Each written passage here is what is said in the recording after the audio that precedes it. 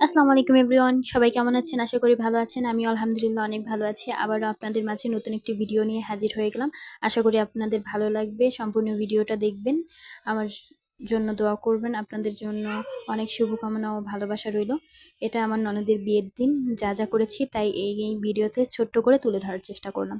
তো আমি সকালবেলা রেডি হয়ে একটু স্টেজে যেয়ে ভাব নিচ্ছিলাম। যদিও মেয়েরা জন্মগত ঢঙ্গি, সেটা জানেন, বলার কিছু নেই।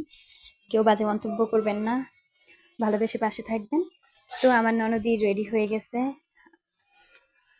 তার বরের জন্য ওয়েট করতেছে বসে কখন আসবে। তাদের সম্পর্কটা পারিবারিকভাবেই হয়, কিন্তু আপু ভাইয়ের সাথে বিয়ের পরে চুটিয়ে প্রেম করেছে। তাদের সম্পর্কটা খুবই ভালো, দুজন দুজনকে অনেক ভালোবাসে।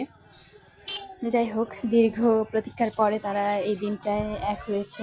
প্রায় 4 বছর পরে বিয়ে করে ভাইয়া বাইরে চলে যায়, তাই তাদের মধ্যে যা ফোনালাপ হয়। যাই হোক, আমরা বরের জন্য গেটে অপেক্ষা করছি, বর আসবে বলে। এখানে অনেকক্ষণ অপেক্ষা করার পর বর আসে। তো এখানে বরের ভিডিও, বর শালি দুইটার সাথে একটু ভিডিও করে নিচ্ছিল, আমি করলাম, ফটোশ্যুট করতেছিল।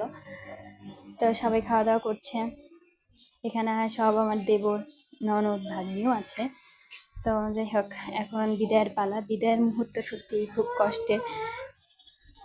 তো ছোট্ট একটি ভিডিওতে আমি আপনাদেরকে দেখানোর চেষ্টা করলাম। অনেক শুভকামনা রইল আপনাদের জন্য। আজকে এই পর্যন্তই। ভালো থাকবেন। আল্লাহ হাফেজ।